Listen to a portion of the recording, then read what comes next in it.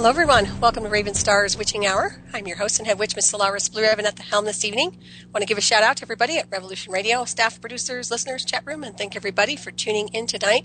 We are 100% listener supported, so if you like what you're listening to, please click on the donate button. We appreciate your support and thank you for any contribution you can make to this excellent station. It certainly is one of a kind. And I wish to thank everybody, including everyone at Revolution Radio, for sending their prayers, support, and energy to Colorado. It's been a rough week for us over here with all the mass flooding, and I think the worst is over, but we still have a lot of repair work and things like that to take care of with the roads. So I also want to thank a special thank you to the first responders who have worked very hard around the clock to keep us safe here also. I do recommend everyone get prepared for some kind of an emergency and have a backup plan if you do not have one already. And I do strongly suggest Nighthawk Special here at the station. I think for a $100 donation, you can receive a jumbo emergency food survival seed pack, which includes 34,500 seeds and much more. Think about helping us out at the station and providing yourself with a worthy investment for any unforeseen events. I'm telling you, you just never know what's going to happen, so be prepared. I will be taking calls in the second hour. The number is 347-688-2902 or Freedom Screen on Skype. You are listening to Studio A. And my special guest this evening is Robert Stanley. Formerly a corporate journalist for Honda Research and Development in Torrance, California, Robert M. Stanley is currently the author of Close Encounters on Capitol Hill and Covert Encounters in Washington, D.C. He is the host of the Unicus Radio Hour and has served as a correspondent for America's Morning News and America's Radio News Network. In 2001, he became the webmaster of unicusmagazine.com, and in 2013, he became the owner-operator of the Unicus Radio Network. Mr. Stanley has traveled to more than 50 countries and has read hundreds of books and thousands of articles during his lifelong pursuit of modern and ancient mysteries. Over the past 30 years, Robert's quest for unique ideas and information has led him to research and write about many controversial topics. His ongoing investigations have been featured on television, radio, and in print. He is a native of Los Angeles, California, grew up in Malibu, and in 2008 moved to southern New England, where he now lives with his wife, son, and dog. He enjoys surfing, motorcycles, tennis, photography, and composing music. Just fabulous. And please welcome Robert to the show tonight. Robert, how are you this evening? Good morning, Solaris. Nice to be with you. Nice to be with you, too. It's really nice to hear from you. I'm glad you're on the show. Yeah. And My pleasure. Yeah, it's great. And let's talk about your current research and what is on your mind insofar as what you wish to communicate to the listeners this evening. And how did you go from being a corporate journalist to authoring your current books? That's a big shift, isn't it? Yeah, it's been, well, everybody has a transitions in their life, right? I mean, when my son was born, back in 95, that's when I started working in the corporate world. And so I ended up at Honda, and I was doing, it may sound rather mundane, but I was doing a monthly newsletter for them, but I was also doing special reports about advanced technologies and trends. And so I got pretty good at doing timelines. And anyway, my wife and I had already done Unicus magazine in print, but it gave me a whole nother, I mean, I was working as an editor on the magazine, but once I started working for Honda, it was a whole nother level of journalism that I hadn't really encountered before. And so ultimately I did that for like 8 years. And then my wife and I created unicusmagazine.com. And it sort of evolved from there. I kind of fell into the writing books, though, very well.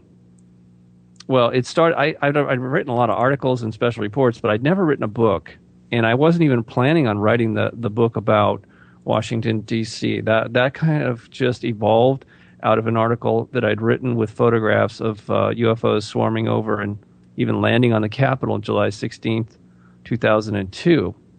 So when I broke that story, it wasn't as though, there was a lot of other people that could have done it, but they turned it down. And for some reason, I didn't. I decided to run with it and published it in Nexus magazine in print. I also put it up on my website. And shortly after that, I was visited by a black helicopter at my home where I was living in Los Angeles. And that's really got my attention. Obviously, it was intimidating. It was frightening. But it also indicated to me that I had obviously stumbled into something that was really huge. And that's what compelled me to continue investigating Washington, D.C. And ultimately, that's how come I wrote the first book. Like I said, it wasn't something I actually woke up one morning and said, you know what I need to do? Wow. Yeah. That's pretty interesting, of the black helicopter as well. And so what is your conclusion insofar as what's going on in D.C.? You seem to think it's kind of a hub for really dark energy, a lot of entity-controlled stuff. You want to elaborate on that? Well, yeah, again, I didn't realize that up front. I could tell based on the photographs and the eyewitness accounts.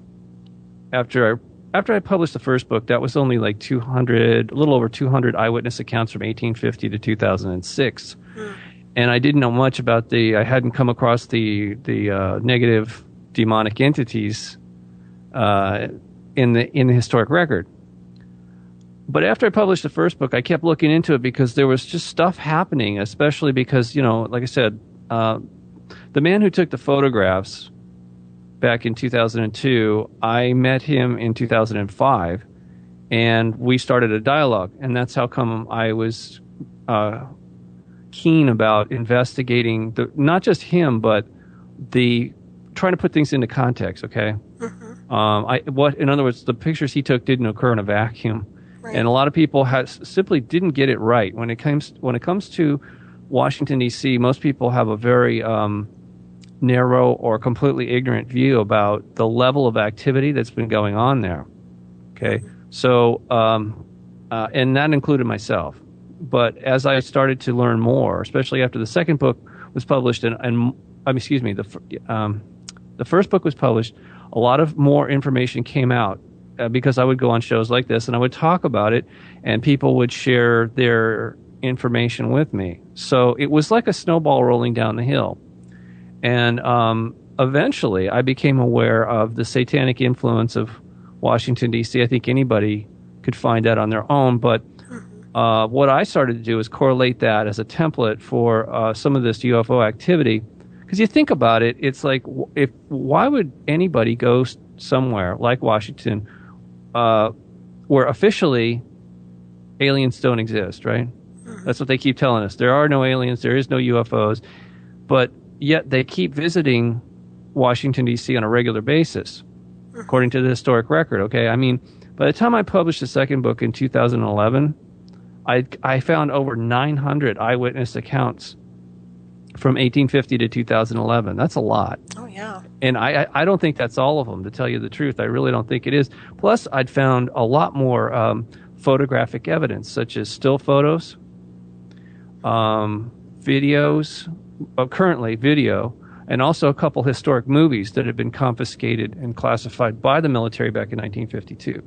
So it was starting to expand my thinking. And like I said, it ultimately...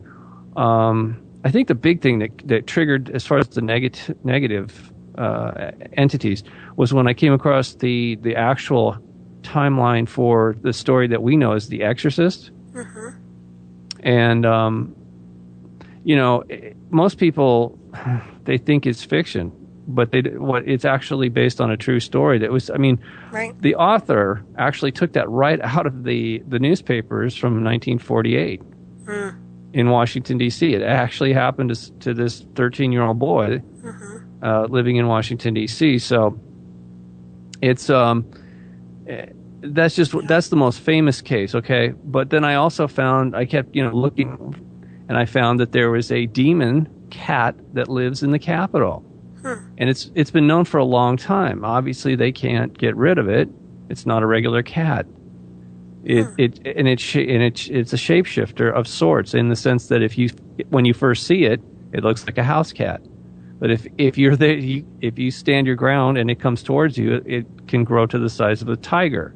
And it's red glowing eyes, and it has scared some people so bad, grown men have actually fainted when they've confronted it. So and it typically doesn't show up unless something really bad is, or I should say, it usually shows up just before something really tragic or negative happens in our country, like let's say an assassination. or an assassination attempt or 9/11, things like that, that's when this thing usually shows up.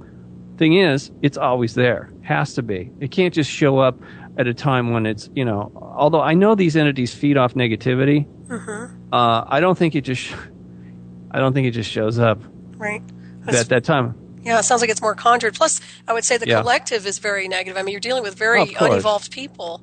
I think it's, I'm wondering how much of this do you think is technological or is demonic? Are you associating the demons with technology, or is this a different thing altogether? No, absolutely, they use technology. Okay, right. They have to. I mean, that was the other thing I found is that the Pentagon welcomes people that are openly avowed Satanists into the military. Okay, and that was pretty shocking as I was reading about it. It's in the public record, that some of these people that work there, especially was it the psychological warfare department? That was creepy. This one guy, Colonel Michael Aquino, his statements, it's published in my second book in the conclusion. Not all of them, of course, but just enough to demonstrate that these people really are highly manipulative, very deceptive, incredibly evil, and they do harm. They just do harm, okay? And they look at us as something to be manipulated. Okay, so, but as I was saying before, if these UFOs, aliens, whatever, are coming there on a regular basis, and they're not welcome, and they're not even being officially acknowledged, the only reason they could be doing that is because there's some sort of agenda. And then that's when I started to realize, like, okay, if they are demonic or negative, parasitic, then that would explain why so many crazy things are going on in Washington, D.C. It's actually called Beltway or Potomac fever. The longer a person is in that particular magic circle, then they typically fall under the influence of, and start to act differently, and I mean noticeably different. Right. Yeah, I agree with that too. It's like they're possessed, electronic possession, I guess, or just a regular possession in general, right? Does it matter as long as? Well, yeah, exactly. Yeah. Because you think about it, if there are these entities that want to control mankind, how much easier would it be for them if they just take control over the so-called leadership, of our country, exactly, or countries of the planet? Because I don't see this as just a problem with America. I mean, there's 3 hubs of darkness on this world that I could identify, and they're all identical or sister cities to each other, is Washington, D.C., London, and the Vatican in Rome. Agreed. Yeah.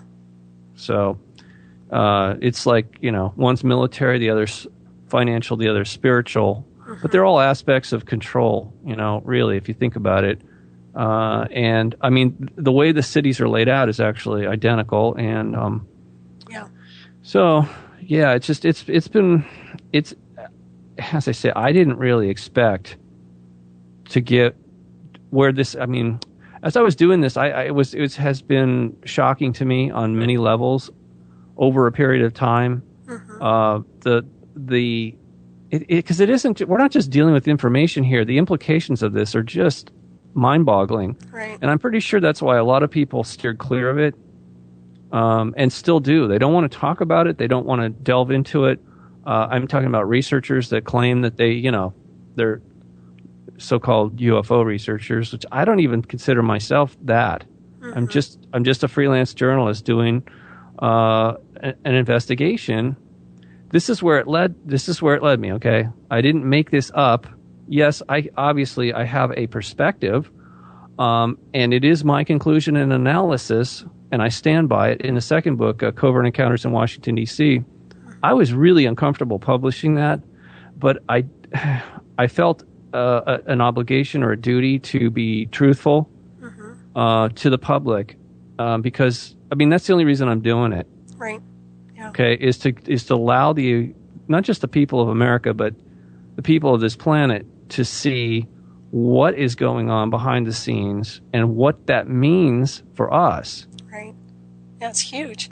And I appreciate you putting this information out. And I'm sure you were probably hassled a little bit, were you, for putting this information out? But I can only imagine. With the black helicopter, was that the only singular incident? Or No, it was when I first published the first book. I was doing a lot of radio, and specifically I was on a very large national talk show, and afterwards my website was hacked, and the pictures of Washington, D.C. were removed off of the server. So when I tried to reestablish the pictures, I was unable to do it. So I called the people that owned the server that, of course, I was just renting, right? I'm just a client. And I said, hey, I can't get in there to put the pictures back. And they said, well, we can't get in there either. Now, this is their server. They said they'd never seen anything like that before. So after trying repeatedly, I just had to move to a different server. Again, it was sort of like the helicopter incident. And in fact, they did send more helicopters in 2007. And this time it was not just one smaller black helicopter. It was two of the larger double-propped helicopters. It's all on my website. If you go to books, and there's a free DC UFO image archive there. I mean, just look at that for yourself. I actually took pictures of these things as they were coming over my house. Right, and I did put a link to your website in the chat room, so they have access to that too. Thanks. Yeah. And your books are on Amazon.com as well, right? Oh yeah. Yeah. Yeah. Okay, for sure. Yeah, that's pretty incredible. But I certainly appreciate what you're putting out, and I totally understand. And I know there's total evil. There's nothing but it's just unbelievable evil and negativity just saturating that whole area. And of course, I feel like it's just expanded out throughout the entire planet. But one of the things is, I know you've talked a little bit about archons, and for those who don't understand what they are, do you want to elaborate a little bit on those? Well, that's just the Gnostics' term for Lord. Right. And they specifically, kind of cut to the chase here, there was two different kinds that they mentioned. There was one that looks reptilian, and there was another one that looks like a human embryo. I think that was what it was. Yeah. And some people say that must be the Greys. It's not what I say at all. I found that they actually look like amoeba, a very large amoeba, and that's all on my website too. In the articles section, it says meet our overlords, the archons. Meet our covert controllers, the archons. They are parasites of some kind, energy parasites that have a capability of manipulating us on a subconscious level so that we'll do harm to ourselves or others, and in the process generate negative energy that they can feed off of. Right. And would you say these are interdimensional, or are they astral, or what would you classify them as insofar as where they come from? Well, Carlos Castanedas wrote a little bit about this, and he said that they were non-physical. I don't know exactly what that means, but we obviously have non-physical components to us as well. I mean, our mind is not a physical thing. Exactly. So, but it does control the physical. So it's not, in my opinion, it's not that important exactly how we designate their whatever dimension they're in. The fact is that they are affecting us. Can they cross between? Probably. I mean, obviously humans can do that too, that have that heightened sense of, what we might call altered states of consciousness. And typically that's how these things are seen. I believe the Gnostics had, shamans, seers, whatever, that saw these things and tried to identify them and warn people. And it's one of the reasons that, Gnostics were taken out, I believe, as well as their writings had to be destroyed as well. Right. Yeah, I agree with you on that one. So it does sound like they're more of the parasitic. So there's no, the intent is not positive. It's obvious they're just plain negative. There's no potential for good in these things, right? No, but there's unintended consequences, at least in my life. When they've attacked me, it's motivated me to reach out and embrace the light. Right. And it's so, And how were you attacked, if you don't mind me asking? Oh, gosh. Okay. You asked for it. I did. Here you go. Yeah. No, I mean, people who know me, they're like, uh-oh. Now, come on. It's the same story. Well, it's just, look, nothing's changed other than my perception of it. It took me decades to fully appreciate what these things were that I saw back in 1985. I was working security in Malibu at a beach where I grew up, and there was a boy who I'd met who he had hurt himself badly. He was bleeding to death. So I rushed over to the house, and it turns out that he was possessed by these things. The reason I say that now is because I've done a lot of homework and talked to a lot of people, and ultimately, when I was there assisting the family, I actually saw these things in my mind's eye. I saw them in the room, and somehow I knew that what they were doing there was not only manipulating the boy. He was hearing voices, and he was not mentally insane. He was actually hearing them telling him he could fly. That's one of the reasons he had run across the room, second-story living room, into a sliding glass door and broke it with his face. And because he really thought he was going to jump over the railing and fly. Okay, and I'm sort of leaving out a lot of details here just so people don't fall asleep on me. But it was crazy at the time. I didn't know what was happening to me or why. But as a result, they started attacking me because I had interrupted their feeding frenzy with not only the boy but his grandparents. And as they attacked me, I could feel them pulling energy out of my solar plexus. Wow. And I mean, really dramatically too. It's like it felt like they were going to kill me. I know they wanted to. I'm not sure if they actually would have, but that's what it felt like. And I wasn't scared per se. I was just really, really worried. I was 25 at the time. I was in pretty good shape, but it had my full attention. And, it was a life and death situation for the boy, but then it was sort of like shifting towards my personal well-being was being threatened. So I was running on instinct, and it really did put me in an altered state of consciousness. And so I ended up, it was an equinox. It was the fall equinox of 1985, and I ended up going up on top of a mountain that night. I ended up spending the whole night. I was completely unprepared, but I rode my motorcycle up to this, just totally on instinct. I went to this place and I stopped up there, and as I watched as the sun was setting, the moon was rising, and I began to meditate. And I was there when I say meditate, I meditated like my life depended on it. This was not just like an idle thing, like, oh, I'm gonna calm my mind, No, it wasn't like that.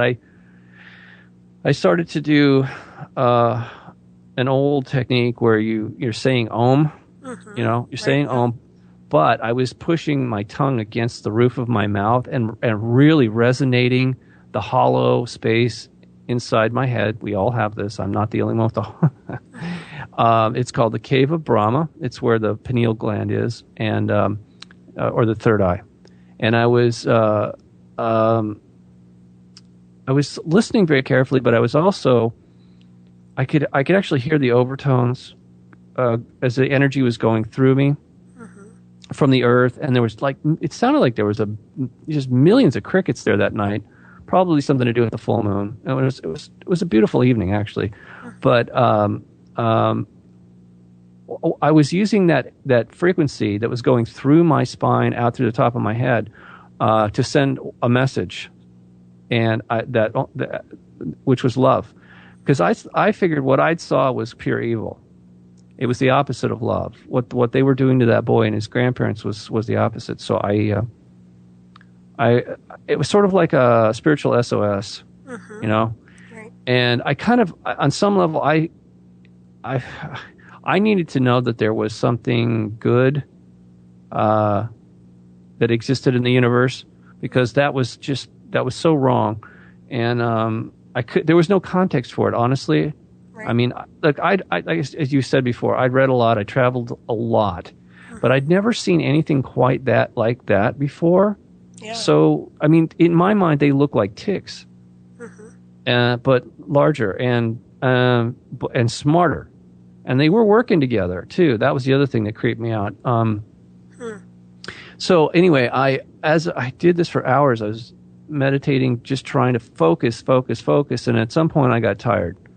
And I don't know what time it was because I usually don't wear a watch. And, but I'm guessing it was at least midnight and around then. And I laid down on a cement slab. It was part of the ruins of a abandoned radar station from the Navy. Wow. And I laid down there, and like I said, it was a full moon, but there was this area where I was laying. It was shielding me.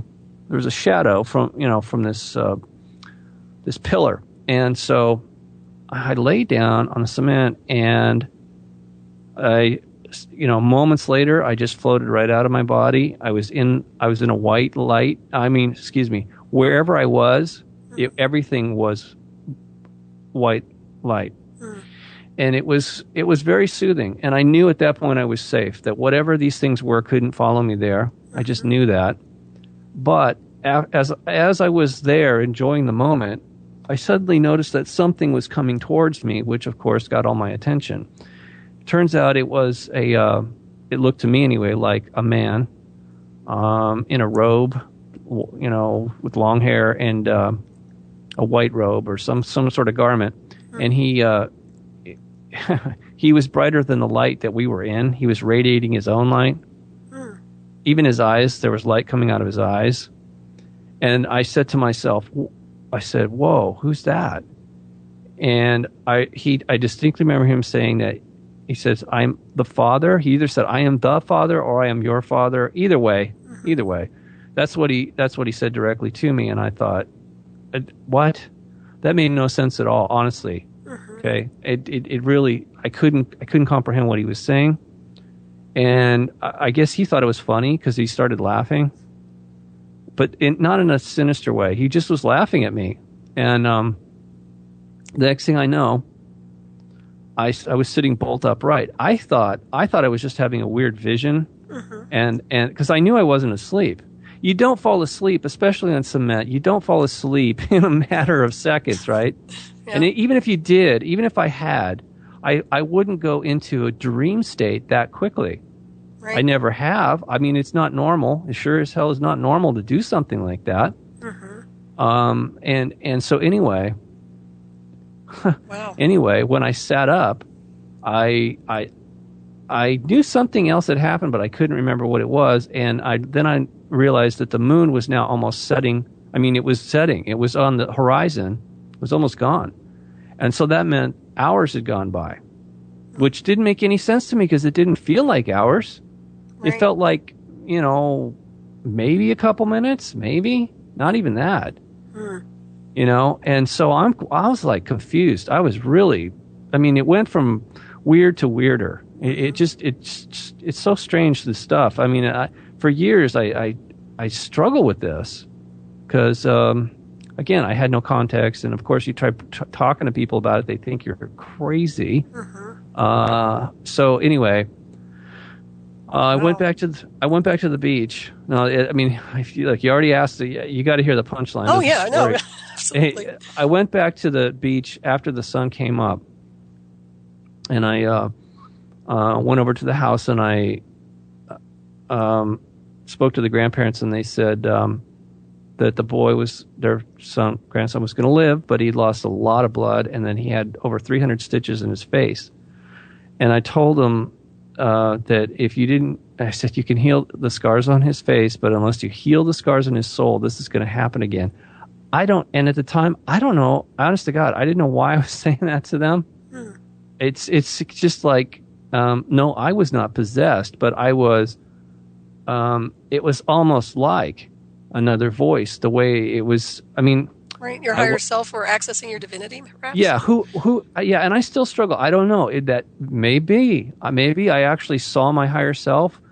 Some people say that there is a separation between our higher self, or the true core of our soul is not fully extant here in our bodies, right? And that as that separated part of ourself, let's call it the conscious mind, as it starts to ascend back and reunite, there's a sense of separateness and then unity. And so anyway, like I said, I don't know. I'm still kind of puzzling over this all these years later. It's important, but it's important, I guess, not just for me, but I think we're all struggling on a similar level, or at least I should say most of us who are awake to some degree and aware are struggling with this, because I know this isn't just happening to me. It can't be. But anyway, so after I walked out of the house there, I went to where I was stationed as a security guard, and this girl came up to me. She was a friend of my girlfriend's, and she says to me, "Hey, Robert, I saw you in my dreams last night." I said, "Okay." And she says, "You taught me how to fly." Wow. I said, "I did." And she said, "Yeah, you took me up to the mountains and you showed me how to fly." I'm like, "What? What are you talking? What?" I mean, that I guess, because I hadn't told her anything. I hadn't told anybody. How could I? She's like, yeah, you came to my room and it was like Peter Pan. You took me by the hand. We flew up to the mountain, and then you taught me how to fly on my own. But you made sure you followed me until we got home, made sure I was safe back in my bedroom, and then you left. And I'm like, I did? Oh God, all right. Geez, that's weird. And I mean, it just, like I said, it goes from weird to weirder. So, but this was interesting. This is whatever part of my memory had been blocked about the experience in that other dimension. Mm-hmm. This was sort of like, the analogy I use is like, okay, I fell into the deep end of the demon pool. And so I needed a flotation device. Mm-hmm. And obviously going out of body to that other level of existence, I guess the more true or permanent side of myself, the spiritual soul, mm-hmm. That was my salvation. But it was driving me nuts. I swear, I thought I was going crazy. I really did at the time. I mean, wouldn't you? Especially at age 25, these things start. I mean, it wasn't just like gradually. It was just like I said, just somebody shoves you into the deep end of the pool, says swim. So anyway, that evening when I got home, the phone rang. It was my grandmother, and she says to me, "Robbie, I saw you at the foot of my bed last night." I said, "Oh God," I'm thinking, Jesus, I hope I didn't, to try and teach my grandmother how to fly. But she says, you were standing at the foot of the bed and you were trying to tell me something, but for the life of me, I can't remember what it was because you were all lit up like a Christmas tree. Wow. I said, what? I mean, the level of, let me tell you, to say I was shocked is a total understatement. I mean, my mind was reeling. I just didn't know how that is. How could that even be? I didn't tell her what was going on. Right? And here she is telling me, yeah, this is what you look like. There was these little lights dancing all around you. She said, it was the most beautiful thing I ever saw. And I said, wow. I mean, so the point I'm trying to make with all this is so they attacked me. I didn't even know who they were, but because of that, I ended up going up on that mountain and having that transcendental experience, which I can almost say with 100% positive, clarity that I would not have been up there spending the entire night meditating and having that experience if they had not attacked me. So I really feel like, despite all the crap that happens to us here in this world, especially in in more recent times, there is a plan. There is something, sort of a divine mercy or higher intelligence that is guiding all of this stuff, simply for our evolution as souls. Which, I mean, if you really want to define it down, I think a soul is a seed of light, or better yet, it's an intelligent living energy that literally matures, like any other organic thing, because we are part of nature, or I should say nature is part of us. Right. And what I meant by that is, I know that's kind of a weird statement. No, not at all. Consciousness is everything, and it's primary. I know science doesn't want to look at it this way currently, but I think they've got it all backwards. Consciousness, energy, and matter are all the same thing at different vibratory rates, just like a drop of water can be a solid, a liquid, or a gas, depending on its vibratory rate. Consciousness, energy, and matter are all the same thing in different phase states. Right, exactly. So our consciousness, and I don't mean the brain, what some people call the mind or the subconscious or whatever, it's the primary causal agent of the cosmos, or let's say what we call the environment, right? It's not a vacuum. It's full of energy and matter, but science doesn't know where it all came from.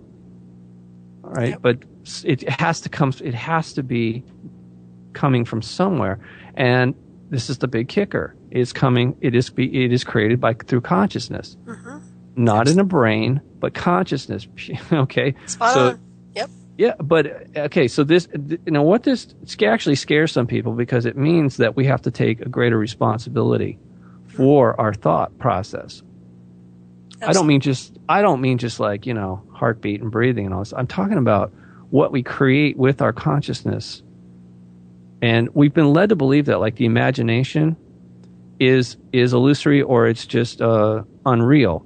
And it's the furthest thing from the truth. Our ability to imagine things in our mind is the precursor to actually manifesting things in what we call reality, or the environment. Absolutely. So you're spot on with that information, and it's nice to hear you communicate that data. But it needs to be heard. And the interesting thing about these parasites, and they're definitely trying to attack that consciousness flow and disrupt the flow of consciousness. It sounds like so. When you're talking about the Om, you were summoning God in the highest form. So God came to you, however you want to call that. I mean, that's what it sounds like to me. So when you wonder who that was that showed up, well, that's what you were calling out to. Well, I understand that now. But as far as the specifics on the relationship of one to the other, I would have to say that, again, we're all seeds of light. Our souls are literally it's an organic process, and I'm going to use an analogy of a tree, like an oak tree. If you hold an acorn in your hand, potentially there's an entire oak tree right there. You're holding the entire oak tree potentially, right? Someday, if you put that in the ground, and with enough sunlight and water, it's going to grow into a mighty oak tree. And then what happens? It goes to seed, right? When it's mature enough, it creates copies of itself. Yep. Well, that's exactly what, if we have to be specific, and I think we do because it's part of the story, this is an organic process. Some people call it a holographic fractal, but I think it's more the parent to the child. So when a soul becomes mature enough, potentially, it will create seeds of itself. All right, and those seeds, but now they become totally independent at some point too, right? And when they become mature, they can create seeds of their own. So that process, if you think about it, is actually eternal. It's not important when it started or why. It's more important to recognize that it just is, and that we're part of that process. Okay, so I believe that this is not the only universe. Right. That each one of us has potentially, as seeds of light, from a more mature parent soul, our souls as seeds of light have the potential to go off into our own space at some point in time and literally create another universe. That's what we do. That's who we are. Yeah, absolutely. Very wise, Robert. It's a very expanded being you are. Well, thanks, but I've had a lot of help getting here. I think, and that's the other thing. I really think we're supposed to help each other through this process.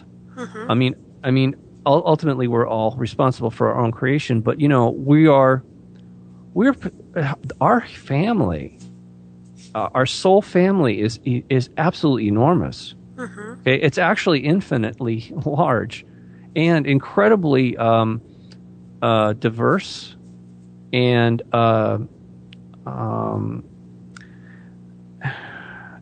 the thing is, no matter how many times we are separated, or I should say, this God self, doesn't matter how many times it makes a copy or goes to seed.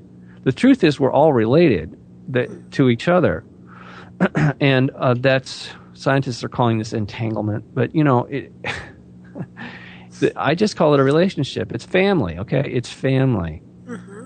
So even though those who have fallen into darkness are still our family, and that's what I focus on, is not really judging them or hating them, because obviously any kind of negative emotions we generate is only compounding the problem. Right. Really, I have to say, evil is, to my understanding, I would define it as an infection from these parasites.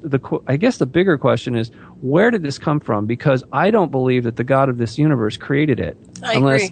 Unless this particular creator is psychopathic. Why would any loving creator produce an entire universe full of life and then poison it with parasites? I agree. Unless you're sadistic, it just doesn't make any sense to me. So, right. I've been asking this question a lot, and getting some very interesting answers about it. And I do think that they came from outside this universe, and so they are truly alien in that regard. Look, it's not just my opinion, by the way. There's a lot of information that as I gather it, I've been putting it on my website in that particular article. I've been updating it regularly. And I find, once again, it's like my investigation of Washington, D.C. There's so much information about this from all the cultures around the planet that that's what I'm writing about for my next book. It's called Archons and Angels because, nice. that's what it deals with, dark and light, those who are creators and those who are destroyers. And ultimately, where do we fit in all of this? Yeah, and I wonder, do you think they're manufactured? Yeah, some of them are. I do. I really think that they are sort of like harvesting agents, that can then be themselves harvested. It's like they go out and they scavenge this negative energy, and then they themselves are consumed. Right. Well, how do we rectify this? I mean, in your opinion, what do we do if we just kind of neutralize it through just just kind of observe it as in sacred space? But what do we do to stop this madness? Any suggestions? Yeah, the first step, as you said, is to be aware of it, and that's one of the biggest problems, or I should say, one of the biggest advantages they have over us, is convincing us that they don't exist. Sort of like, if you know how a tick works, it has the ability as a parasite to bite you and you won't even feel it. Now, that's a pretty good trick. That's a pretty good trick. And in many regards, that's what these things are doing to us. It's all done covertly. And so exposing them, they cannot afford to be exposed. It's another reason why you don't see UFOs when they come to Washington. They don't just hang out and give you a press conference. Most of them are from the dark side. The good guys are here too, but they're not running the show. And if they were to simply intervene, it would be considered an invasion by the powers that be, who are obviously in cahoots with the dark side, or I should say, are extensions of the dark side. So, obviously not recognizing what we're up against is step number one. Not feeding them is step number two. The most important step of the process, I believe, number three, is to reconnect ourselves to creation, because we are in a matrix. I mean, the movie The Matrix, it took me quite a while to figure this out, but it's a metaphor for these parasites that have entrapped us in a place. Well, they say we're in the movie anyway. They say that we are the battery, right, for them. And that's exactly what I found is that to be true is that these, and they are very hive-like or mechanical in the way they operate. In fact, they kind of look like some of those things, those machines that have the tentacles. Yeah, they kind of remind me of that. Anyway, they do feed off of our negative energy, not just energy per se, like electricity. Right. They specifically need negative energy in order to exist here, which again makes me think that they probably cannot have originated here. Right. Right. So anyway, I'm not, like I said, I'm not the only one that knows about this. More and more people. I mean, you'd be surprised. I mean, I've been shocked how many people, once I started putting it out there on the radio, people have been writing to me about their experiences. So a lot more people are aware of this than you might think. The problem is, obviously, officially, there's no one that wants to take this on. I mean, whatever the Vatican's doing is inadequate, or maybe even worse. As far as exorcisms, that isn't working, right? So, do you think it's because they're corrupt and their intent is not pure, connected to the real Christ energy? I mean, that's what it sounds like to me. I mean, how can they summon something and purify someone when they're so contaminated? Yeah, well, it's not that simple to. I think what they're doing, even in their let's just presume for a moment that their intentions are truly to remove one of those beings from a person. They claim that they're sending him to hell or whatever, and I personally think they're just pushing them down the street to somebody else. Because, their head exorcist has said that the number of exorcisms is on the rise, and that they can't deal with them all. A lot of them are being ignored, and it's not working. Whatever they've been doing simply is inadequate at the very, just to be, I'm trying to be polite here. But when you look at organizations like the Jesuit, right? They must be in league with these beings. I mean, again, the lead exorcist for the Vatican said that Satan had penetrated the Vatican. He said back in the 60s, I don't know, I think it was way before that, but whatever. For him to make a public statement like that, I think that's very telling. Yeah, I agree. Yeah. Well, considering I think they've always been kind of in league with a lot of bad people. I mean, look at the Nazis and things. So I want to go back and check history. But yeah, that's not good. So have you done exorcisms yourself or no? No, I don't do exorcisms. I'm just curious, No. I mean, even with that boy, it wasn't like, I kind of blew their cover. I mean, or somehow, once I saw them, I have a very strange memory. It's not very clear to me, but I feel like that when that night occurred, that I actually went back and visited the boy. I think I was either with the Father of Light, or I actually may have been. Like I said, it's really hard. Here's what I vaguely remember, is being there and actually seeing the scars on his soul. The reason I was there is because I was safe, and I knew he wasn't. And I was very concerned. I mean, when he left in the ambulance, which I called for the ambulance, that's really all I did. Oh, I shouldn't say that's all, but if I hadn't called for the ambulance, he would have died. He would have bled to death right there in the house. The grandparents were in total shock. They didn't know what to do, or they weren't, whatever they were doing, it wasn't enough, and they weren't doing it fast enough. Because when you're bleeding to death, every second counts. Right. So I still had the presence of mind. When I rushed over there and saw what was happening, I immediately called for paramedics. So, the thing about Malibu is there's no hospital out there. So when the paramedics show up, at least they can begin medical procedure immediately in the vehicle. Right. And then get him to the hospital. So they stabilized him in the ambulance. But I didn't know if he was going to live or not. All right. But I knew that these things were attacking him. So that's why I ended up, just like I went and saw that girl and my grandmother. I think I saw a lot of people that night. Yeah. I probably saw dozens of people that night, but 2 was sufficient. Okay. 2 testimonials where that was my life preserver to keep me from going really into a deep, tailspin, thinking I was losing my mind. If they hadn't told me that, I probably would have thought I was going crazy. But anyway, it still felt weird. I mean, the whole thing felt very, very, very weird. But wow. I do think I saw. The reason I mention that is because I'm sure that's why I said with utter conviction to his grandparents that you have to try and heal the scars on his soul. Mm-hmm. Otherwise, this will happen again. I mean, I just knew that for a certainty. And yet I couldn't understand how I knew that. At the moment, I was like, why did I just say that? Oh, Jesus. I could get fired for this, I mean, I'm just a security guard. You're not supposed to be given that kind of, admonition to it's just like, what?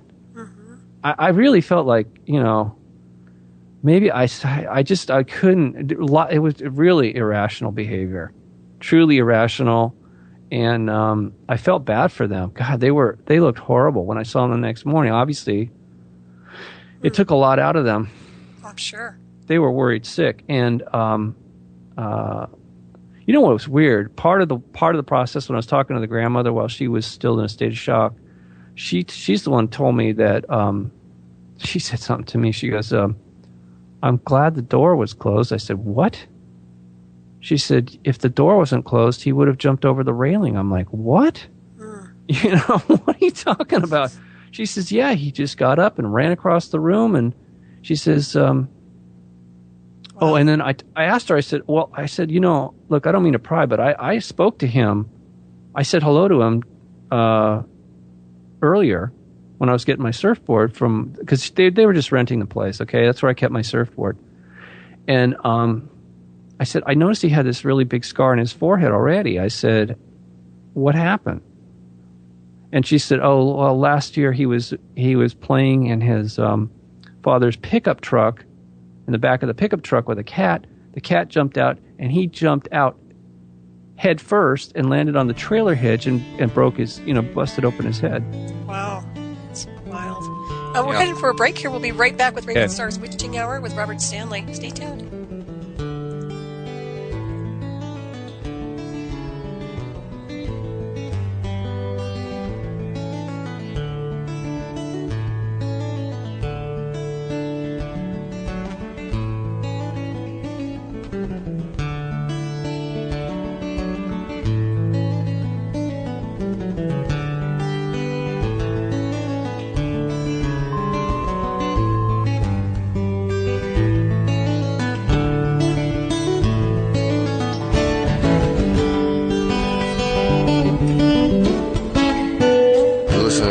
Radio at freedomslips.com. We'll be right back after this message.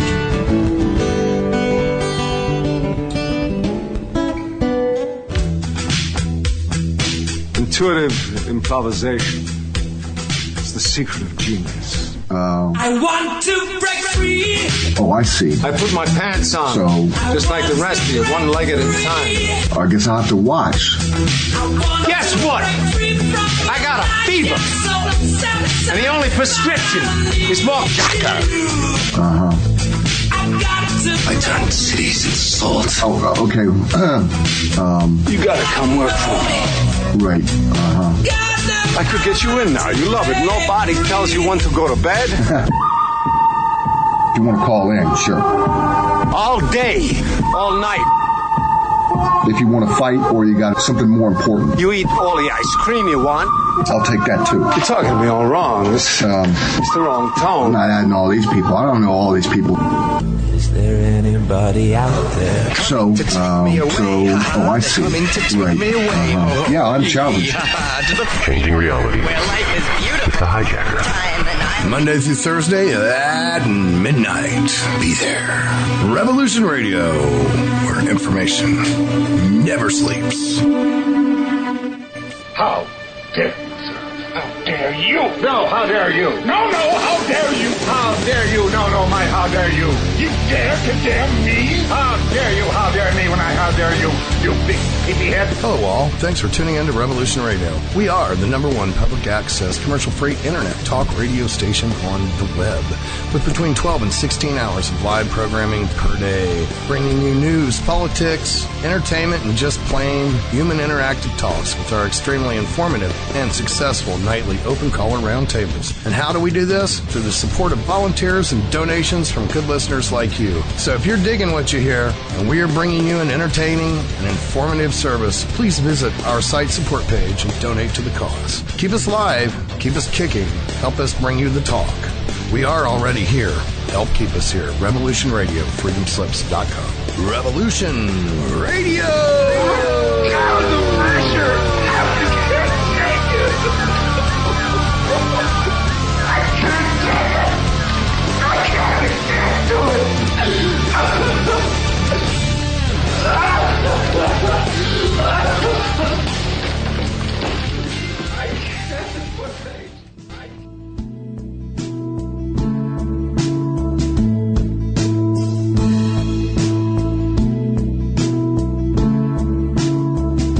Is your data safe?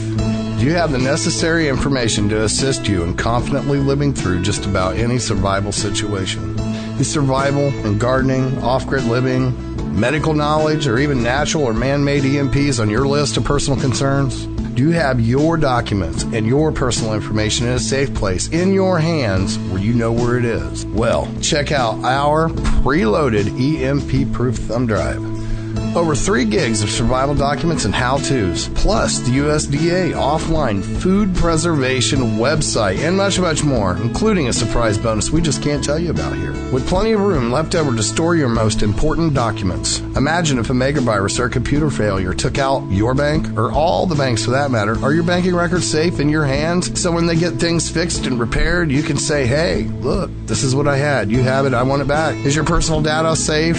Family records, addresses, phone numbers? Well, squeeze on over to freedomslips.com. Yes, that's www.freedomslips.com. Click the banner on the homepage for the EMP-proof bullet drive to get the full scoop of everything that we offer. So, folks, keep your data safe for your peace of mind. Revolution Radio, freedomslips.com. You don't need to expect us. We're already here.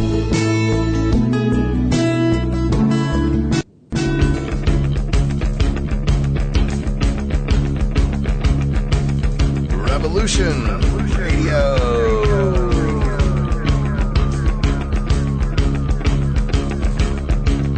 You're listening to Revolution Radio, freedomslips.com, 100% listener-supported radio, and now we return you to your host.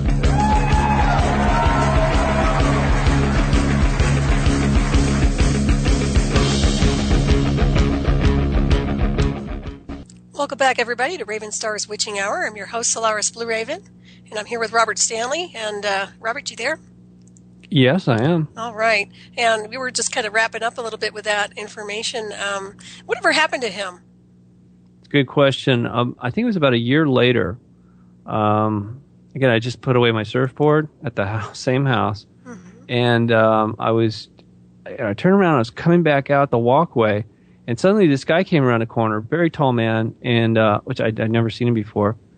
And he stuck out his hand and to shake mine. And I was like, okay. And he says, I'm so-and-so's father. And I said, okay. And he goes, just want to thank you for what you did for him. And it took me a minute to realize what he was talking about, okay, because that was pretty much behind me. But apparently, the bottom line is I really don't know what happened to him. I'm assuming something good came of it, ultimately. Otherwise, I don't think his father would have been shaking my hand, because that was pretty traumatic. Like I said, he already had a pretty big scar on his forehead, and he didn't seem like a happy kid at all. It was a beautiful day at the beach. He's out there sitting in the sand. He seemed like very dejected. And when I said, hi, how you doing? He's like, he didn't even look up at me. And I thought, wow, well, maybe he's got a headache from whatever that scar is on his forehead. I was like, geez. Looked pretty traumatic. But, I mean, obviously, cutting your face open like that, I'll never forget that. I'll never forget it as long as I live, okay? Because thing is, I had just walked by him, and I was went over to where I normally sat on a chair where I could actually surveil the entire beach. It was like almost 2 miles long, and I just gone surfing, so my body was cold somewhat, but it was a beautiful day. So I was starting to warm up. I put on some lotion, and I was really the odd juxtaposition of it all was I remember feeling in that moment. I was really glad to be alive. It just felt good. It felt so good to be alive on such a beautiful day like that. And then moments later, I heard this sound. It was the most strangest sound. It was the boy crashing into that glass, and there was almost a bell-like sound to it, as well as the crashing noise. But for some reason, time slowed down for me in that moment. As I turned my head, I could literally see the boy crashing through the glass, and a shadowy figure of a man coming from behind him almost instantaneously and swooping him up in his arms. And the next thing I know, everything went back to normal speed, and I found myself just running as fast as I could towards the house. Wow. Yeah, it would just happen like that, you know. It was, like I said, I felt like somebody just shoved me into a deep end of a pool. It was really unexpected. Right. What a catalyst for your life, it seems like. Look, it's not the only thing that was transformational. I think we all go through these kind of events on some level. It's just, for me, whenever I tell the story of why do I even do this? You know, why should I care? It's because I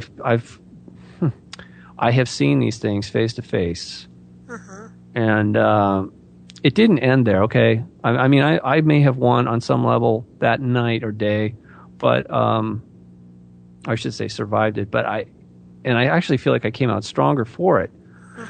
But it doesn't end there, you know, really. Right. These things are still in the environment. Yeah, I've had to deal with it multiple times, and, you know, sometimes turn out better than others. Right. And the other thing is I recognize, especially as I was writing the conclusion of the second book, Covert Encounters in Washington, D.C., I thought, as I was reading about the boy in Washington, D.C., that became the story called The Exorcist, I thought, oh, crap. These things are everywhere. These things are all over the place, and it's really not that. This can't be good. No. So, without sounding alarmist, I started really digging deeper into it. Sort of like when that black helicopter showed up. Alarm bells went off my head. Like, okay, if there's nothing to hide in Washington D.C., why are these guys reacting this way? Right. So. Yeah, exactly. Unintended consequences, you know, and if they wanted to keep themselves hidden, they're not doing the best job of it. No. Granted, I've had limited success in getting the word out. It's not because I'm not trying. It's just that a lot of people are still asleep when it comes to this, or they willfully ignore it because it scares them. Okay, they feel powerless to do anything about Washington D.C. But I feel like in time we're going to reach a tipping point as a species here on this planet. We are going to, enough of us are going to wake up and say, okay, enough is enough. We're not going to take it anymore. This is our planet. In fact, that's one of the things I wrote recently was a declaration of sovereignty. It's in the articles section of my website.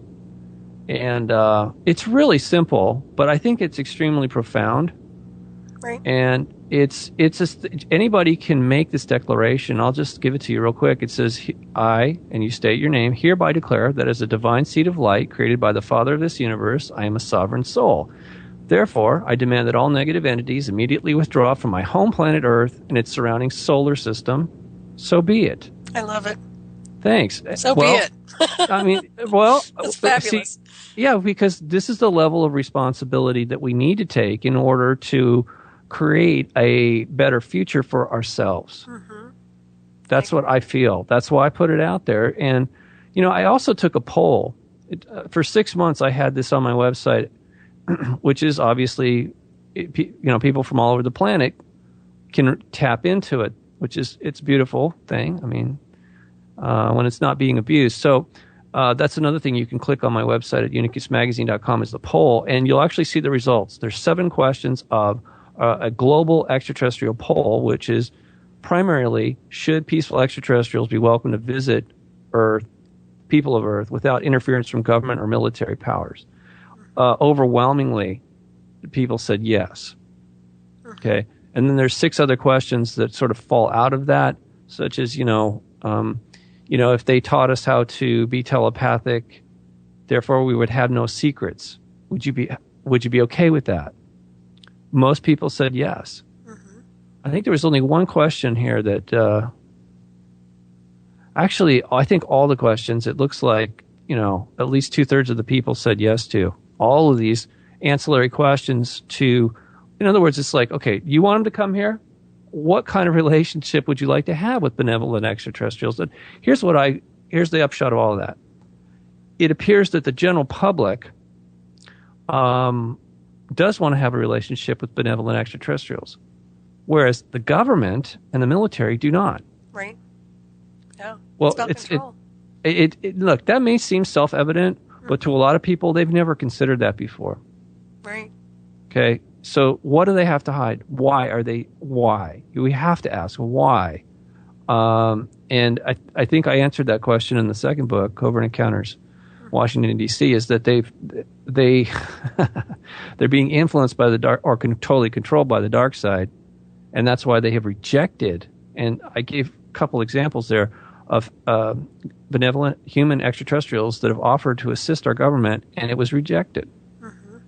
So it's sad. I mean, and ultimately, I don't think we need to ask their permission to have a relationship with the benevolent ones. Right. Yeah, that's part of our ancestry, as far as I'm concerned. It is. Yeah. It is absolutely part of our ancestry and our heritage, by the way. Yep, I agree.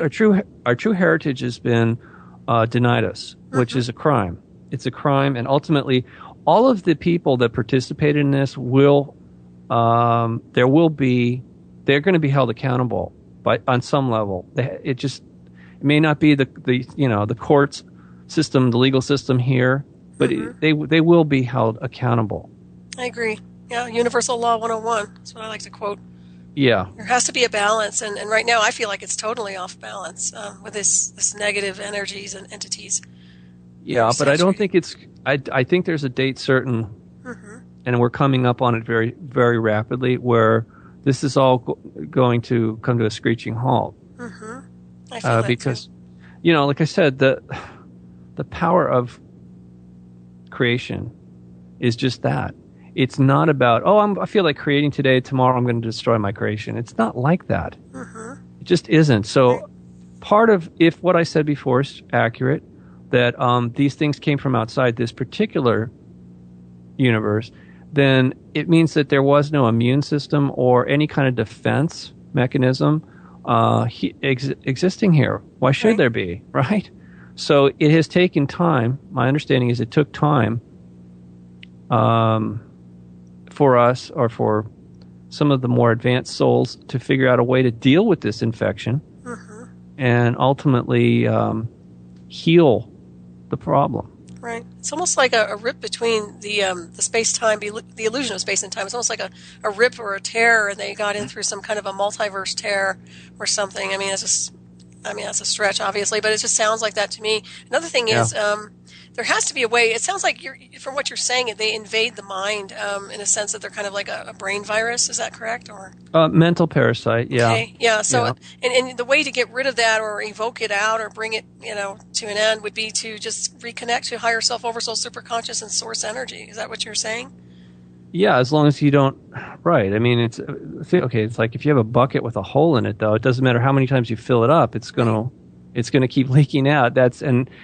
This is why it's so important for people to take control of their emotional state, because we're constantly being distracted and provoked. Right. Right. So that they can feed. It's the only way they can exist here. Right. So in some level, they're just trying to survive, and that's how they do it. But it's totally unsustainable, and we don't have to participate. So like I said, just first of all, identifying that there is a problem is the first step towards solving it. Right. Definitely. And then from there, just step by step. But yeah, I do see the mainstream collective is kind of into that frenzy that you're talking about, with the feeding off of negative situations and things like that. Right, because you know what's going to solve the problem in Syria is dropping more bombs. If they're killing each other over there, we should basically blow up more shit. I mean, that doesn't make any sense. No logic. No.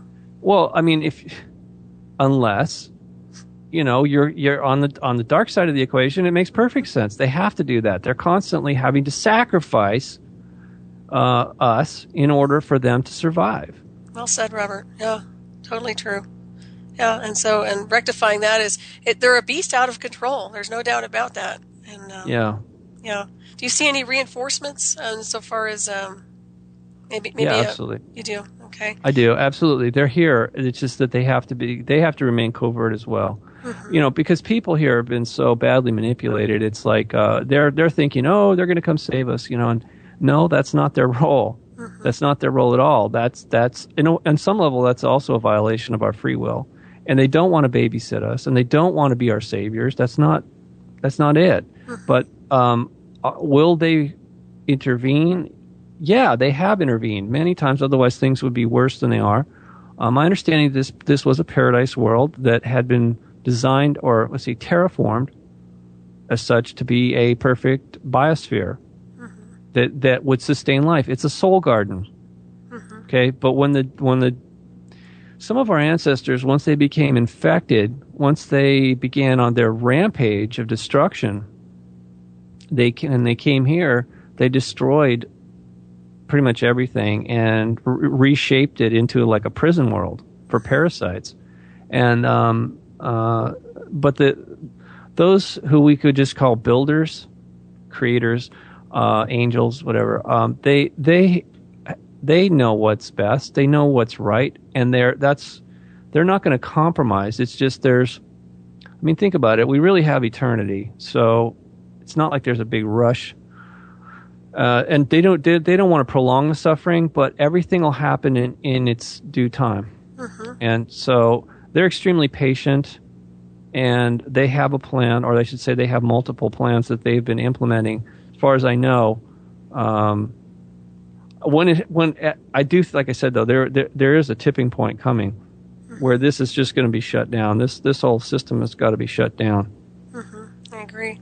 It feels like it's pretty much around the corner to me, anyway. Yeah. I don't know if it can go any further than it has. I mean, it feels like it's just ready to come, slap right back down on itself.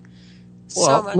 Look what they're intending to do. If you read what they wrote, I mean, this is like a satanic utopia. What they're trying to do here is devastate the planet. Obviously, they did that when they first showed up. Okay, I really think that they are the cause of the flood. Then they turn around and blame us and said, "Oh, you're sinners, and that's why God's punishing you." I mean, no, I really think that they did it to us, or to this world, enslaved us, lied to us, manipulate us, and so ultimately, it's all a violation, and it has to be dealt with on some level, but we're obviously not in a position, at least most of us are not in a position to rectify it fully. I'm sure that's why, my understanding of it is that the benevolent ones had promised from the very beginning, when the destruction began, they didn't just walk away and say, "Oh, well, nothing we can do about it, so tough luck." They said that they would return and redeem the planet. And obviously, not just this world, but wherever the destruction has occurred, of course they're going to try and repair all that damage over time. Exactly. Yeah. And of course, it's not too late in the illusion of time anyway. But I think the biggest thing is getting people up to speed on higher consciousness, because to me that could turn it around instantaneously. But it seems like they're so distracted and so pulled away from that level of they need to be at in consciousness to kind of derail all this energy. Yeah, it's intentional. Not only do these entities have to remain hidden, but they have to constantly provoke and distract and manipulate us and divide us. That's a big part of it. They have turned us against each other, and again, that's one of the advantages that they have temporarily over us. Yep, exactly. It's like chaos in motion. This is crazy. Chaos and control, I think, was. Yeah, there you go. That's get smart. Yeah, that's wild. I'm just telling you. But it sounds like I'm really, really so glad you're putting this information out here for everybody. I hope more people tune into your work and who you are and what you represent, because it's spot on. It's been a real honor to have you on. I've really enjoyed this. If anybody wants to call in, the number is 347-688-2902. I don't know if I mentioned that. I am taking calls in the second hour, so go ahead and give us a shout if you want to call in, ask a question. I think the biggest thing is the solution to all of this, and watching the craziness in D.C., I tell you, just as an observer, how mad. And you're right, they act like they're absolutely psychotic and possessed. All right. So, well, they don't know how to tell the truth because they don't know they've lost touch with reality. This is typical of a mind parasite. Here's an example or analogy that I give is a dog, beautiful pet, right, that you love and faithful, obedient. But if it gets rabies, if it's infected with rabies, it will become vicious. It will not listen. It's no longer faithful or friendly. And you can't reason with it any longer. And that's how a lot of people are on this planet. So I take no pleasure in telling people this, but we are the answer on some level, okay? We may not be able to resolve the entire problem on our own, but there's a lot that we absolutely are responsible for doing here while we're here. I mean, that's, that's just the bottom line. We really, really have to, we're sort of like the boots on the ground in a lot of ways. So, I agree. Yeah. Yeah. Take the helm and go for it. But we are the, some people talk about the coming of Christ, but I mean, I've heard it before, and I agree with this, that we are the coming of Christ. I mean, we are Christ consciousness descending onto the world. I mean, illuminating, however you want to describe it, but that's what it is. I mean, once you start connecting to those higher consciousness realms. So I think we are you're right. I think we are the answer and the solution to the equation, even though we may not realize it. Well, organized religion is not my favorite thing. I'm not affiliated with any, but I'll tell you some of the things. Truth is always the truth, no matter who says it or whoever tries to, claim it. Right. But when Christ allegedly said,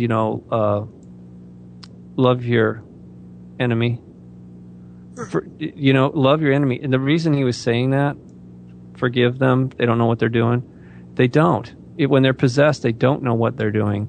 And if you hate them for it, it's like, okay, would you hate your dog because it's infected with rabies? You hate it? No, you feel sad because you love that dog. And now look at it, So what do? You don't hate the dog, you hate the infection. Yeah. It's like we have somebody on the line. We do. It's Mr. Steve Travesty. Hello, Steve. Hey, what's up? Oh, just living in the world. Do you have a question for Robert? Well, not so much a question, but I wanted to share a dream-based experience that I've had with him, and not that the dream was with him. I want to just tell my story to him, get his his input on it, and just kind of leave his response open-ended.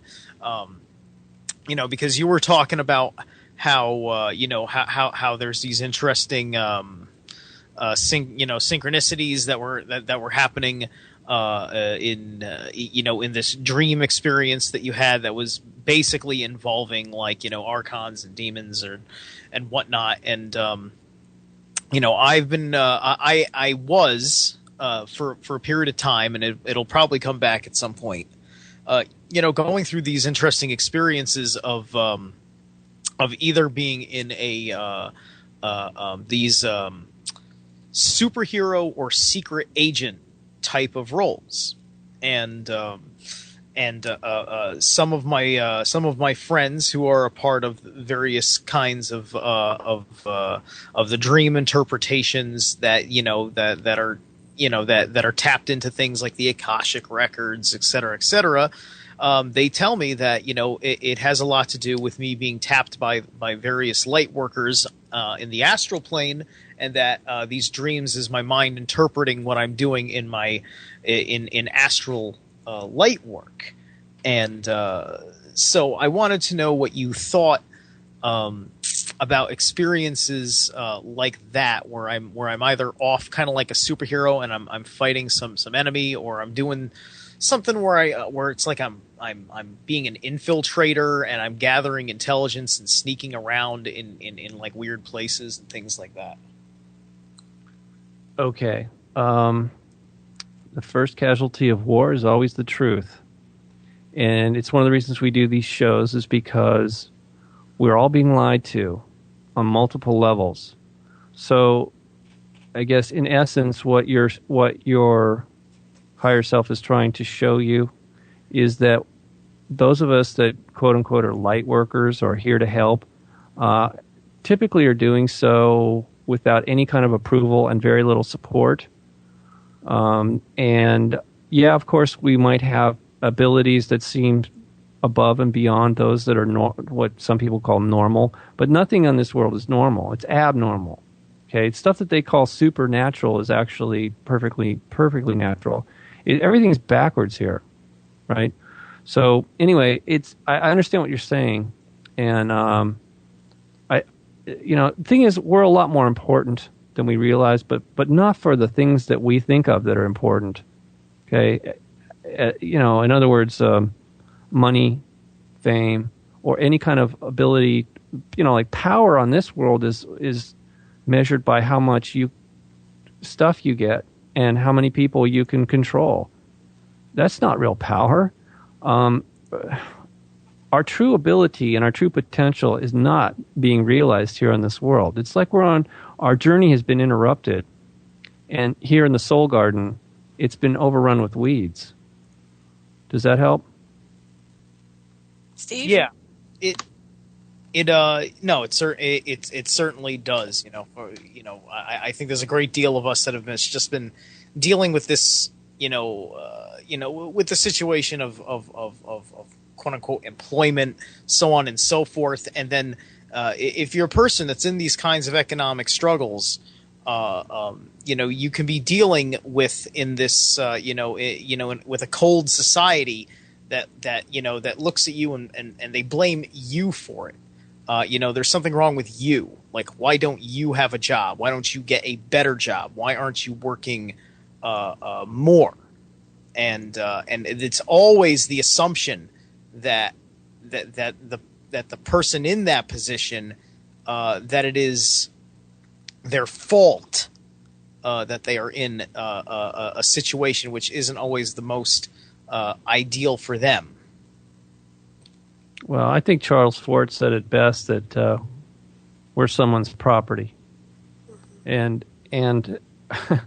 it's totally illegal what's being done. It's unethical, immoral, and illegal from a cosmic sense, but it's permitted under the system. The system is flawed, not you. Our souls were created perfectly. The potential is there. It's just being stifled by this parasitic or dark force that is truly alien to this universe that we live in. So I agree. And I have two questions for you. Real quick, break for a second here. I have two questions from the chat room, and the first one was I guess from Voberry, asking if your guest ever wishes he could stop paddling against the tide and return to the blissful ignorance. No, that's impossible. Even if I wanted to, once you have once you have these kind of experiences, there isn't any going back. The genie's out of the bottle. Yeah, I've thought about it, and believe me, I actually have tried to be quote unquote normal until I realized that is not who we are or who I am. I mean, not by any stretch of the imagination. So I'm not. No, I understand the question. That's a good one. Yeah, it is. And a guy from Tejas, he said, Solaris, can you ask your guest to elaborate on the cat spirit in Washington, D.C. and what he was meaning about the assassination? Thank you. Yeah. It's well, you could just Google it, demon cat in the Capitol, and it's like it's not a secret. Everybody seems to know. They even tell you about it if you go on the tour. At least one of the tour guides I spoke to said, it left paw prints on the marble floor and wall. So it's not just a regular cat, okay?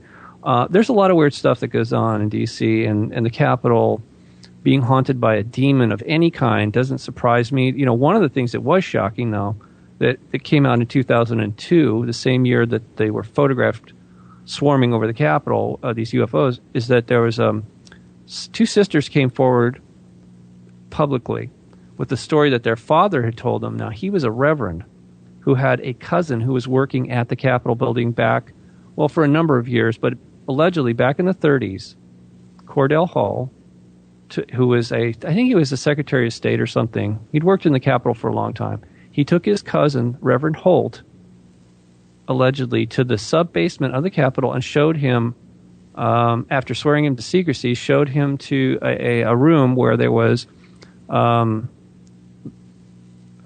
some people say aliens, but he said they were creatures, human-looking creatures that were in vats of liquid, and that there was some wreckage of some kind of vehicle there. Now, that was back in the 30s. That's way before Roswell. Right.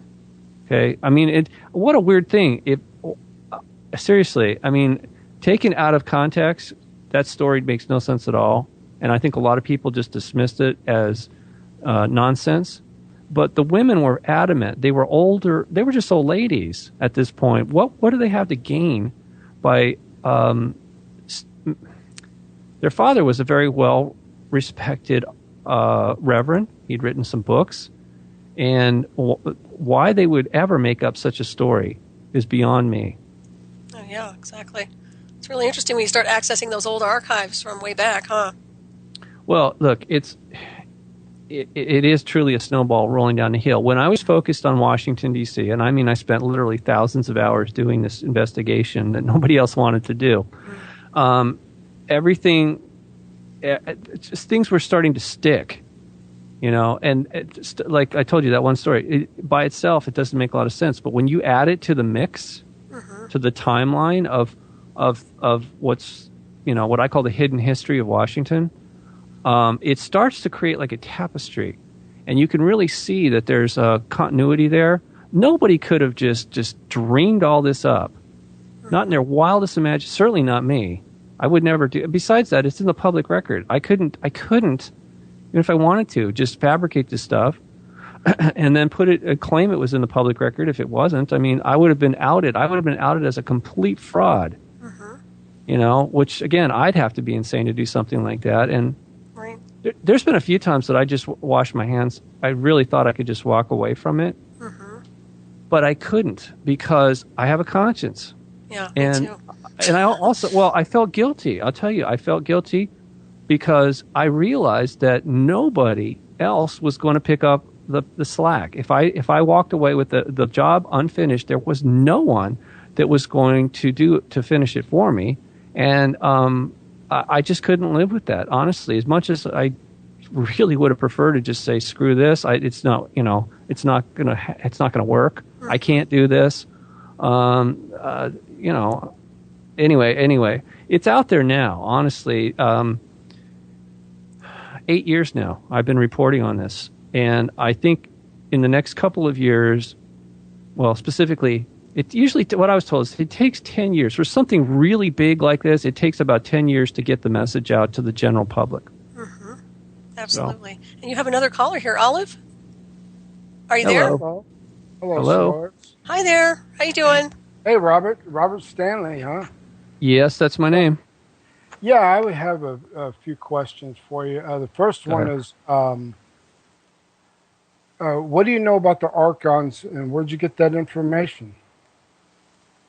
As I was saying earlier, I'd actually bumped into some of them back in 1985, and I didn't really understand what they were until recently, as I was doing my investigation of Washington, D.C. I started getting very interested in demonology, and that's how I ultimately came across the information that the Gnostics had written long ago about these entities they called Archon.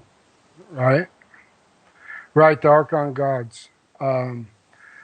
But it seems like there's like heavens, like the seven heavens, and then like above there, like Orion's belt is been considered human origins, where source energy could come, where there is no good or evil. But from the seven heavens and down, according to the Gnostics, like you're talking about, that would mean that, the creation of the physical world, of that pain and suffering and all this. But so what else have you experienced about the Archons? The Archon energies and the entities? Well, we all are being influenced by them. If you go to my website at unicusmagazine.com and click on articles, it's probably the third one down there, and it says meet our covert controllers, the Archons. Every bit of information that I've come across recently, I have been updating in that article, But there's a lot more that there's too much to put on that one webpage, and that's why I've been writing this, my third book now. It's called Archons and Angels, and I cite all kinds of examples, not only in my life, but other people's lives they've written to me because I first really started exposing this in 2011. And the reason I did that is because of information that came to me after I published my second book, Covert Encounters in Washington, D.C. Specifically in the conclusion of that book, which is 100 pages, I talk about these negative entities that are influencing events in Washington, D.C. And after I wrote that, I started getting not only confirmation that what I concluded was right or accurate or true, but that's when it really opened up a whole nother level of understanding for me that this is a global phenomena and it's also ancient. And I'll tell you what, here's what I did. At some point, the being of light that I met right after the Archons started attacking me in 1985, and I met this being of light, I still keep in touch on some level. I'd like to think that we are really related, whoever he is, whatever part of me that is. I simply said, I can't figure this out on my own. I'm asking you to help me find some clarity about the situation that we are currently in. And I just left it like that, okay? I visualized this being of light, a benevolent being, and I put it out there. Shortly after that, I started receiving information from all kinds of sources, even books that I'd read in the past. Suddenly, I would pick them up, and it was like I was looking at them for the first time. Or I should say, specific passages in the books were so clear to me, and they fit so well with others. It was like this. It's like I said, well, I can't open the door by myself. And then someone says, okay, here's a key. Maybe you'll have more luck if we hand you a key. It was just like that. I mean, seriously, it was really bizarre, but that's what happened. You know what's interesting what you say there is gnosis means self-knowledge as knowledge of God, meaning you have to know yourself. Yes. Before you could understand, who source energy is, which is right. Difficult to do with our brains. But what there does seem to be some sort of spark of pure light in us, even though we have light and darkness, that reaches towards that source energy, like Steve and Solaris and all of us are trying to do. Right. And that when you do that, and that vibrational energy and the poking and all that stuff you're talking about. Yep. I understand everything you've been talking about here. It's quite interesting. That's why I called in and wanted to ask you questions. Yeah, thanks. Thanks, Olive, for calling in. Does that answer your question? Yeah. Can I stay online? If you could for a second. Yeah, I've got another question from the chat room, and I know, Steve, you responded, but I did want to get a response from Robert. It's Sindolo. Is it Solaris? Your guest is great. Please ask him if he is familiar with either Sean Gautreaux. I'm probably butchering that name. Gautreaux. Okay, Gautreaux, thank you. Skyfish and or Dr. GNO, Dr. Will Pat Jordan equation of archons with internal invasive fungus mold. Does that make sense to you? Wow. Nope. Haven't heard of that. If you have some information that you want to share, just send me an email at editor@unicusmagazine.com. I do read all those emails. I've been up until recently, I've been responding to everybody, but it's starting to get overwhelming. And I'm having some issues that I'm trying to resolve sending. I get my email, but I'm having problems sending. So, but I do appreciate whatever information. Here's the thing. I don't hoard information. I always put it back out there in context with other information. It's one of the reasons that I know what I know, okay? It's like I have an agreement with the universe, sort of like a library card, and I think it's true for, like, it's not just me. Anybody could do this. The agreement is this. I do not hoard or censor any of this information. And so, therefore, I have access to pretty much all of it, as long as it's not going to harm me or some other people. Very Very good. Yeah, I definitely send you an email on that one. And also, Thanks. and Steve, are you trying to say something here? Do you want us to reiterate that live on air? Yeah, the thing about the thing that I was talking about with the question is I don't know all the names there other than Sean. What Cindolo would be talking about with Sean Goutreau is that he's picked up on some images of skyfish, but she may also be talking in or he, I'm not sure if it's a he or she, may also be referring, because Sean in general has been doing work getting the footage of the cloaked Black Ops projects working in the sky and whatnot, and I guess that's probably what she's looking at, basically like Lockheed Skunk Works type of stuff using advanced cloaking mechanisms. Yeah, well, that's part of it. But look, I've got pictures of these amoeba-like parasites on my website on that article. Obviously the Castanedas called them skyfish. No, what did he say they were? Critters? I'm sorry. Not amoebas. No. Critters? Hang on. No, he didn't call them that. Hang on. I thought he called them. He said they look like, and I actually have the quote from the book there. See, I'm looking at them. He said, he said they look like fat black fish, enormous fish, like a giant swordfish flying through the air.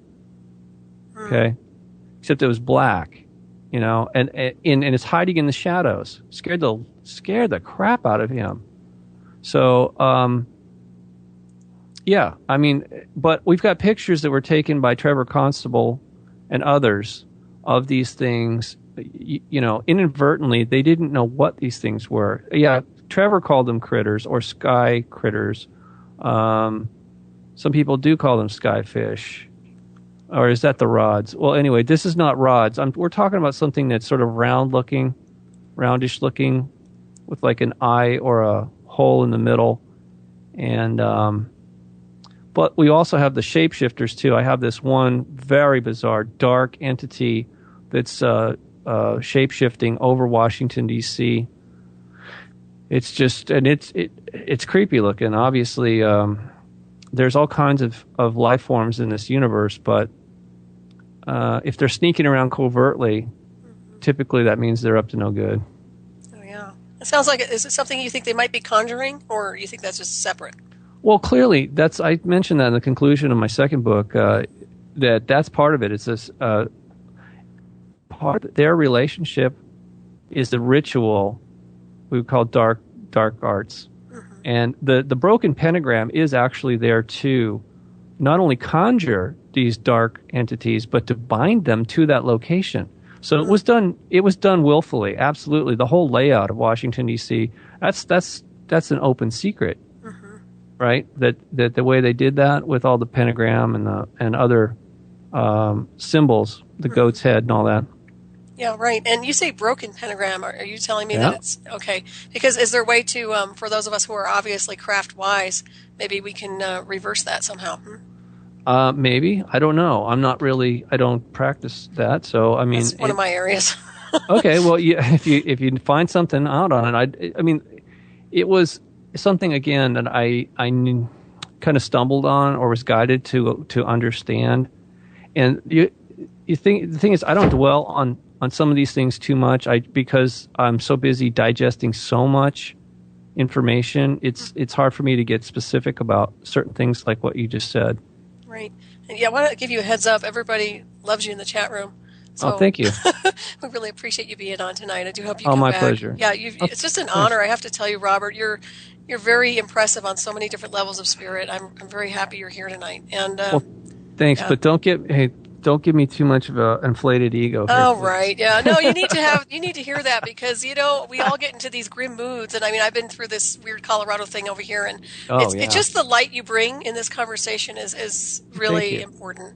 And thank you. I want to really thank you. So anyways, you guys have any more questions real quick? Olive, Steve? Go ahead. One at a time, please. I just a simple one. So are the Archons effectively just what we used to understand as demons? I've never heard the name Archon used, to represent something that is positive in nature of the same magnitude of ability. Yeah, I mean, obviously, it's just a different term for the same thing. I mean, these days we're calling them aliens. In the past, our ancestors called them angels and demons, or archons, or whatever. I mean, it's they've always been here. I think specifically to call them alien is important because if they didn't originate here in this universe, then then technically they really are foreign. They are foreign. Mm-hmm. Makes sense. And Olive, did you have a question? Are you there? I hear somebody clicking away. That was me. Yeah, these entities that possess the body, the entities are you say they were archons too? Yeah, they're mental parasites, and right. I mean, they're not the only ones. If you're talking about different cultures, have different names for them, but they all describe a similar relationship, which is parasitic or even predatory at times, because obviously ritualistic murder of children is that's crossing the line. That's just not parasitic. That's predatory, and there's a long history of these creatures actually feeding off of the negative energy. That's a massive amount of negative energy. Yeah. Right. So that was go ahead. That was exactly my point I wanted to get to, is that they're feeding off us like a drug. But like if you're in pain, they're feeding off you. Also, it's also been revealed to me that they also feed off you if you have love too or joy. That the best state to be in is to be neither loving nor hating, just being and allowing to be would be the best state that you could be in, where you're just pure peace energy of being in the now. Then they couldn't do nothing, which is pretty hard to do. It is. Better to have joy. What do you think about that? You're talking about the middle path, and that's the original teachings of the Masons. It was absolutely destroyed when at some point, because the negatives obviously knew that would completely cut them out of the picture. You're right, because when a person balance is always found in the middle of two extremes, right? So what you're talking about is being in balance, not too tight, not too loose. So it's easier said than done, but there are actually many traditions that teach this. But it's kind of it's an androgynous state. It's like a perfect being. Well, the soul is actually that. It's neither male nor female. You understand it. But it has the potential to be any or all of those things. So, but it comes from a neutral state. You're right. Now, this is the truth about gnosis, is knowing yourself through experience. In other words, authentically initiated into the awareness. To talk about it intellectually is not the same thing as actually having the experience. For me to talk about what I experienced, it may trigger memories for you, but it's not the same thing. It was transformational for me, not you. Okay, right. And that's not a judgment. I'm just saying, gnosis actually means knowing through experience, not through lessons. And Olive, I'm going to have to break for a second here. We have one last question, and I want to make sure we get ready to wrap it up. Thanks. But I appreciate you calling in. And thank you. Thanks, Olive. Bruce from the chat room has. Hi, Robert. Bye-bye. Bruce from the chat room has a question. It's the guest has hinted at human agency and cooperation through Malachi Merton, the black helicopter, and other things. Would he care to elaborate on what he thinks is going on with these entities and human cooperators, I guess is trying to spell? Oh yeah, the agents, just like in the movie The Matrix. Right. Some of us, the humans on this planet, are puppets essentially for the dark side. I mean, they are possessed by them, or infected to the point they're so infected. I think because there's different levels of infection. You see this all the time, right? In medical practice, what is the level of infection? So the people who are completely infected, you can't reason with them, and it's really self-evident when you're talking to them. They don't make any sense. Okay, and that's why it was in the Bible. One of the lessons that I do agree with, or the truth, is that you'll know them by their fruits, their labor, not what they say. You cannot trust what they say, because they're obviously, they don't even know what they're saying half the time. If they're being manipulated on that level, you see this all the time with politicians, and that's why average people say, I hear this all the time, it's incomprehensible. Why are they doing this? Well, you have to take into consideration that they're being manipulated like puppets. Mm-hmm. They're agents of the dark side, whether they know it or not. I think a lot of them don't. Exactly. Do you think there's a cure insofar as that brain virus or whatever it is? Literally, is there a cure for them? Yeah. You think? Allegedly, people have been cured or exorcised. Now, I don't, the demons, once they're cast out, this is one of the things people really overlook about the legend of Christ. And I know it's become legendary, but if you really look into the history of it, or the way they portray him, it's overlooked all the time. That's one of the main things he did, was cast demons out of people, and that's how he affected healing, miraculous healing on these people, who were obviously being preyed upon. They were infected, okay? So that's part. Yes, of course it can happen. I actually had it happen to me this year. Since you bring it up, I was infected. I was being controlled on some level. Now, it was a low-level infection, but it was enough that they tripped me up. And it was, I had just committed to doing my radio show 5 nights a week, okay? That was on a Monday. I started on a Monday, naturally. The next day, I go out and I break my arm, actually I fractured my wrist out on the tennis court. Because I was in a bed. I was really starting to get mentally into a fog. I was very tired. It's a sign when they're drawing energy from you. It makes you extremely tired, abnormally tired. Yep. And yet I felt I wanted to go out there and play tennis with my son. I was kind of running backwards. I tripped, and I couldn't stop. I put my hand down, and I fractured my wrist. Okay, a couple days later, right after I'd seen an actual bone surgeon, right, I had a psychic surgeon on my show, and he dealt with these. In fact, the reason he even contacted me, because he heard me talking on some other show, and he's like, mate, I know all about these things. He's like, yeah, I see them too. I'm like, really? Oh, like, yeah, I can remove those. So I'm talking to him. I go, look, since we're on the air, can you scan me? And as soon as I tell him like this, the recording device, the external recording device, kicks off. It's never done that before. It just went dead. And wow. He starts scanning me, and he goes, look, I want you to ask yourself this question. Are you sovereign? Say to you, ask yourself, am I sovereign? He says, tell me what you get. So I did it 3 times, and I said, can I do it again? I don't like this answer. Because it's like, who wants to be infected? Anyway, exactly. I did it the second time, got the same answer. I'm like, oh God, the answer is no. And he goes, well, that would explain this dark entity that's hovering over you and attached to your solar plexus. I'm like, oh. Again at the solar plexus. Huh? Yeah, that's where they've been getting me. That's anyway, very so interesting. I know, whatever. It's a second brain. So you can feel it too. Really, you can feel it in your gut, whenever you get that clenching sensation. Mm-hmm. Anyway, he says to me, oh, I can get rid of that, no problem. I said, really? And he goes, yeah. And he goes, and don't worry. He says, I'm gonna seal you up. They're not going to be able to get back in. I'm like, wow.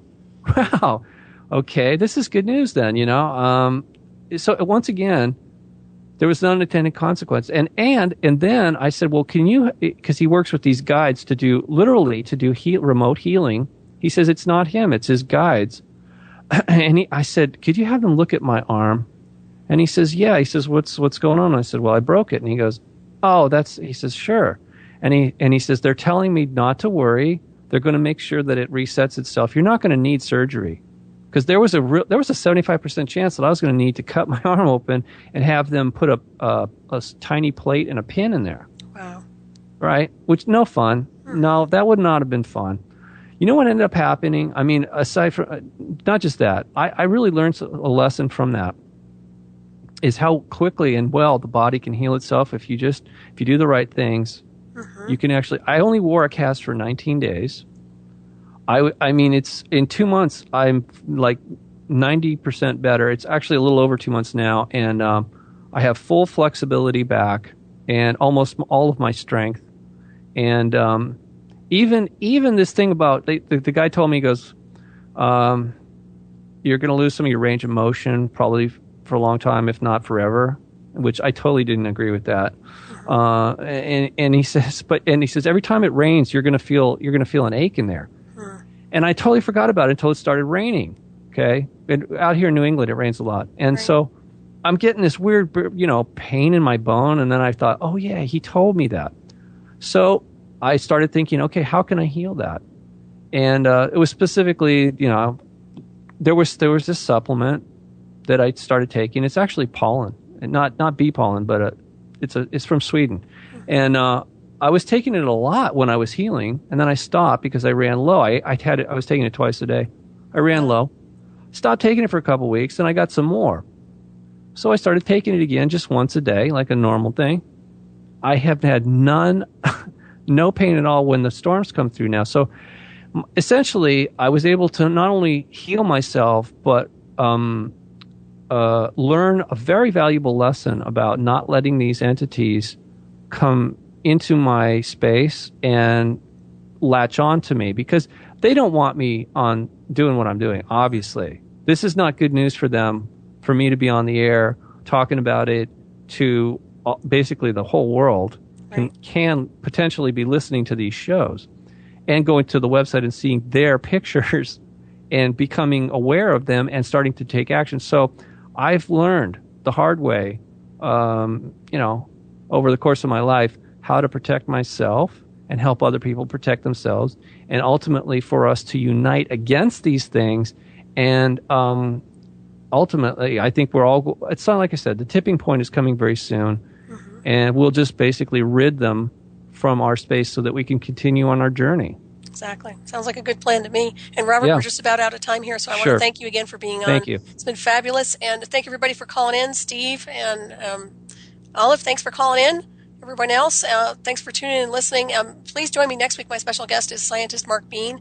And stay tuned for Shiny Side Out with David Dunger and Mecky coming up next to sail you on into the night from down under. And we have just a few seconds left, so what do you think the end game is? Think it's success on our end? Yes, I'm very optimistic that we are going to succeed. This is a test, I guess, like anything else in life. And that's like with my arm. When you break a bone and it heals, it grows back stronger than before. So that's what I see happening. Excellent. Well, thank you so much, Robert. You're just a blessing to everybody. So thanks, everybody. I'll see you next week. Bye-bye.